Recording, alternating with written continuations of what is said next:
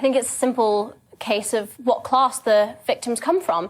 We're talking about in the UK, in Rotherham, Rochdale, and in my own hometown of Telford, young working class white girls from backgrounds not too dissimilar to my own. I was under social services from the age of 15. I flitted in and out of different children's homes, emergency accommodations, etc., etc. I worked 3 jobs just to get by. You know, I was living, by all means, below the poverty line.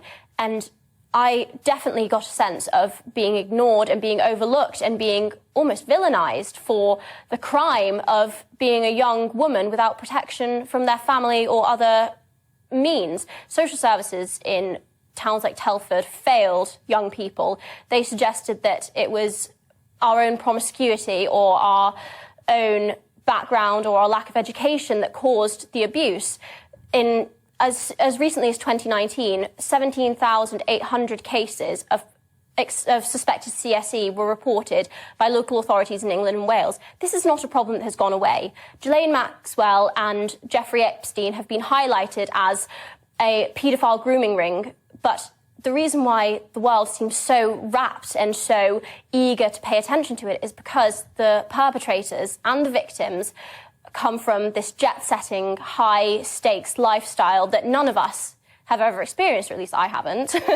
You know, private jets and private islands and millions of dollars being traded for sexual favours. This isn't something that many of us will be able to relate to, and it's almost been mythologized. Whereas if you go down the street on one of the estates in my hometown, you'll see it in action.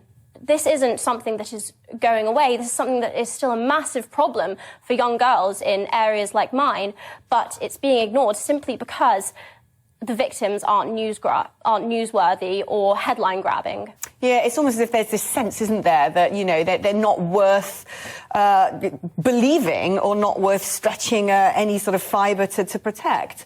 Well, listen, also joining us is Maggie Oliver, who's a former police detective and founder of the Maggie Oliver Foundation, which provides support to adult survivors of childhood sexual abuse. Maggie, great to have you on board. I mean, do you agree there with what Samantha has said, that, you know, very often that when vulnerable girls are from a working class background or from a sort of hectic background, that they're sort of passed over, they're not really taken seriously, and people aren't doing enough to protect them? In towns and cities like Telford, like Rochdale, like Rotherham, we have sexual abuse on an industrial scale still, and the victims there are being blamed, they are being judged, they're frightened to come to the authorities.